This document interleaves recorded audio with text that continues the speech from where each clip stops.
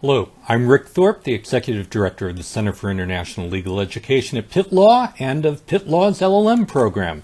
This is the first of a series of videos we have created for potential LLM students about the admissions process that we hope will help make the process of applying to an LLM program more understandable and a bit less stressful. Today, I'm going to talk to you about your personal statement. In one recent survey of LLM graduates, they almost universally said that the personal statement was the most difficult and anxiety-producing part of their LLM application. But don't panic. Your personal statement may be more subjective and difficult to evaluate than grades on a transcript or a score on a test, but it's also an opportunity for you to stand out from other applicants by telling us about the person behind the application and how you will benefit from a year in our program. Your personal statement will help me and the other members of our admissions committee to understand why you've decided to pursue an LLM, what your aspirations are, what your concerns are, what are the interests that have driven you to succeed in the past, and how good a match those are for our school and its resources. The most important thing to realize about the personal statement is that it is precisely that, personal. There's no magic formula that results in a good personal statement because what makes the best personal statements work is that they are unique to the individual writing them. The best personal statements capture the spark of your own history, your passions, your interests, in a way that won't be replicated by any other writer's essay. That said, while every good personal statement is unique to the given student, there are a few general characteristics that I see in the best personal statements, and a number of common mistakes to avoid. Let's start with the good. For me, the best personal statements tell me how what you've done in the past has made you who you are today, and how an LLM degree will make you who you're going to be in the future. I like to see your past, present, and future connected in a way that's logically consistent and persuasive.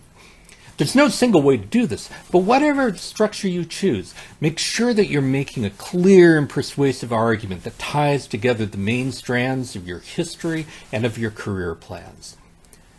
The best personal statements also make a case for why you want to come to my school for your LLM.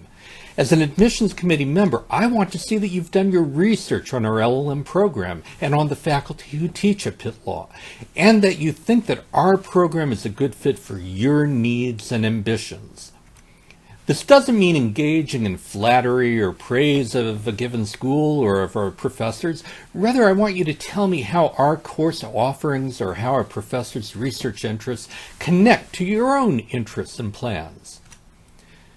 When writing a personal statement for my program or any other program, be sure to follow the directions carefully. Pitt Law's personal statement, for example, allows you a great deal of freedom in writing.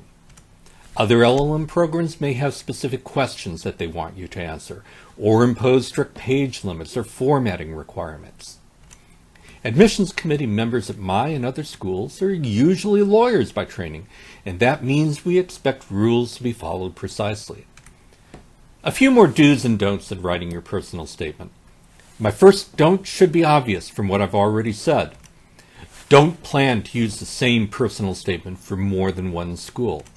If you're applying to more than one school, you want to write each personal statement anew with the specific school and its requirements in mind. So do proofread your personal statement carefully. Your personal statement should reflect your best written English. As I said, admissions committee members are usually lawyers by training, and all lawyers are perfectionists. Use the spell check functions in your word processor and have your statement proofread by a friend whose English skills you trust. Don't, however, have your statement written or rewritten by someone else. Whatever your English writing skills may be, your personal statement at the end of the day needs to be your writing. There's no surer way to have your application denied or to get expelled after admission than to submit a personal statement that isn't your own work.